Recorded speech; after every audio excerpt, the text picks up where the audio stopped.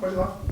Eduardo, bom dia. Ontem foi anunciado o Goulart e também foi anunciado o Massinho em um vídeo onde você explicou a tomada de decisão, como é que o Bahia tomou essa escolha, você como o dono da chave do futebol nesse momento, como você disse aqui em março. Na internet, principalmente na internet, a gente vê muita repercussão negativa em relação à contratação do Massinho, muitos torcedores protestando. Como é que você recebeu essa repercussão negativa? Como é que o Bahia vai lidar com essa situação de ter uma parte da torcida reclamando da contratação do Massinho? Ulisses, boa tarde, obrigado pela presença. A gente já, de certa forma, esperava que houvesse uma repercussão negativa, mas a gente também vê uma repercussão positiva por outro lado, né? E a gente é muito sensível a esse olhar, a esse tipo de discussão, porque é um tema relevante, né? Não é uma situação normal. Então a gente procura ser muito racional, analisar a situação de uma forma bem crítica, bem atenta. O fato de ser o jogador que foi, eu já conhecer bem o histórico, claro que pesa, né? Nenhuma decisão é tomada por uma pessoa só dentro do clube, nenhuma contratação, nenhuma decisão de chegada ou saída de funcionário, por exemplo, é uma pessoa só que toma a decisão. Mas sim, o presidente me deu a chave do clube, como ele brincou na minha apresentação, e a decisão final, obviamente, claro que passa por uma discussão interna, mas eles me deram carta branca para tomar essa decisão, e eu entendendo o jogador que a pessoa que a própria situação que ela é delicada, gera discussão, mas por outro lado, essa discussão ela é muito importante, isso é muito importante a gente dizer assim, que a gente, claro que vai sempre ter pessoas pensando positivo, entendendo a situação, outras pensando que não poderia acontecer a contratação, que é contrário à contratação, e essa discussão é importante que ela seja no melhor nível possível. A única coisa que a gente tem de preocupação com tudo isso é gerar a cultura do ódio, né?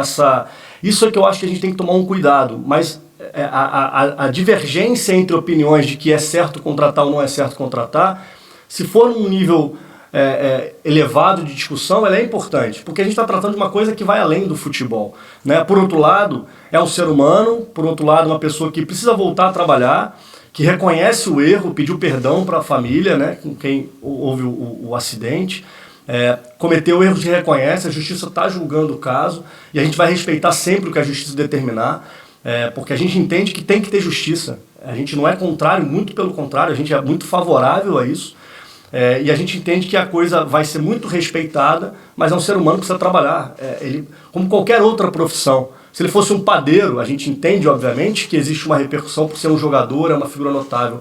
Mas se ele tivesse qualquer outra profissão, ele não voltaria a trabalhar.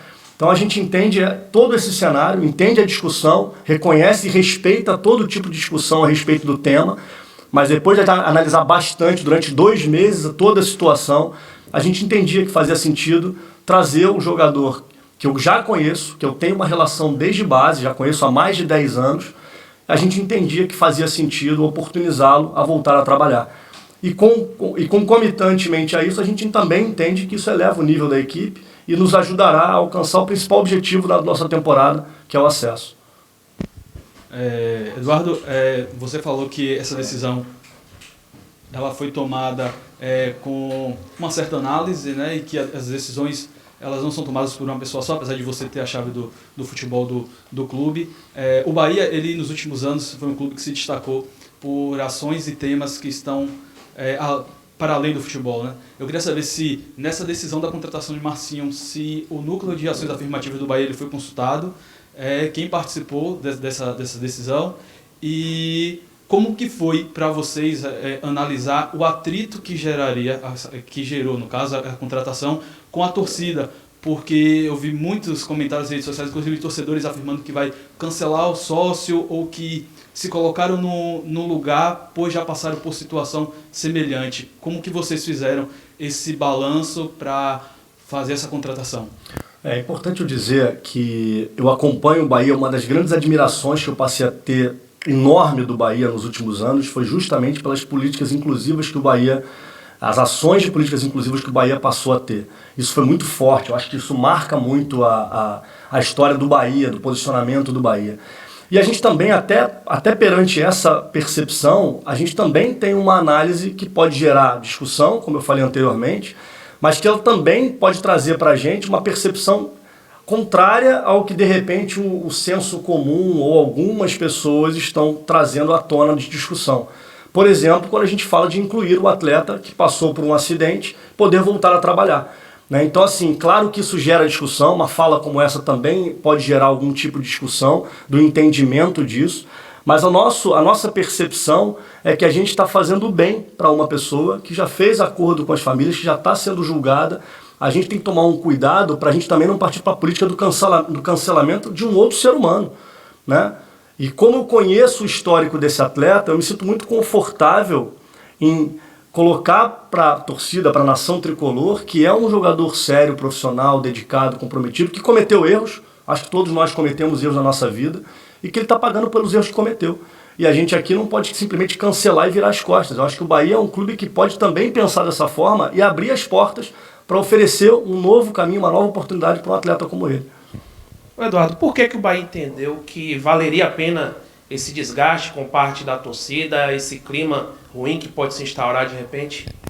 Eu acho que o Bahia, eu sempre vi o Bahia e a partir do momento que eu estou dentro eu percebo isso muito claramente, é um clube que tem um lado humano muito forte, né? É claro que o lado humano se aflora de várias formas, né? É visto de várias formas. Volto a falar das políticas inclusivas que o clube teve, de ações bem relevantes, recentes inclusive. E a gente discutiu, basicamente toda a discussão ela gerou em torno desse ponto, né? Qual é o retorno que a gente vai ter em prol da ação que a gente está tomando, a decisão que a gente está tomando. E o fato da gente estar analisando o lado humano desse processo, né, de tudo que foi discutido, fez com que a gente entendesse que faria sentido. Eduardo, o Marcílio ele já estava treinando aqui no CT há pelo menos uma semana e ele é um jogador livre, né? Está livre desde abril, quando deixou o Atlético Paranaense. Por que o Bahia demorou um pouco mais de tempo para anunciar o jogador que já estava no clube?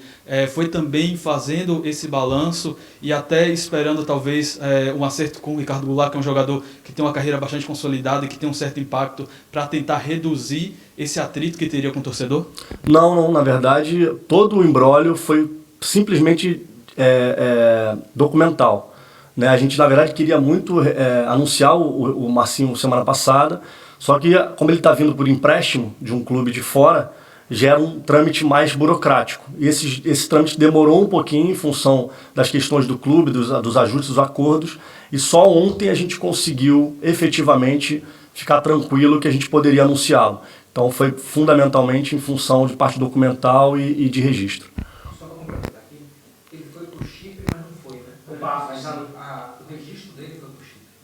E só voltou no sábado. É importante, né? Só na quinta-feira da semana passada o time do Chipre Sexta, né? fez a solicitação do PMS. Quinta de manhã. Foi enviado pela CBF para lá e depois de chegar lá tinha que voltar para cá. Só na segunda-feira, ontem, que ele foi colocado no sistema. Então, só sendo colocado no sistema que a gente poderia fazer. Você falou que ele era livre, mas na verdade ele está vindo como empréstimo, né?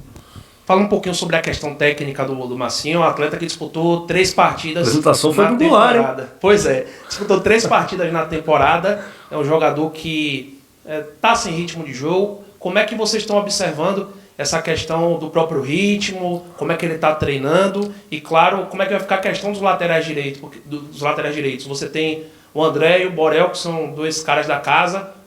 Algum deles vai sair? Como é que você está observando isso? Com relação ao ritmo, a gente tem observado o Marcinho muito preparado, muito preparado. Talvez no primeiro jogo, no segundo jogo, ele sinta um pouquinho, talvez consiga jogar 45, 60, mas a gente vê que a adaptação dele foi muito rápida, o nível de treinabilidade dele está num nível bem alto. Hoje vocês tiveram a oportunidade de acompanhar, o treino foi muito intenso, de um volume relativamente grande, e ele acompanhou durante todo o período. Então não nos preocupa. Talvez ele sinta um pouquinho o ritmo, né? Já tem um tempo sem jogar, mas isso aí em 1, 2 jogos, ele, até pela experiência que já tem, apesar de ainda ser jovem, ele com certeza vai nos dar uma resposta.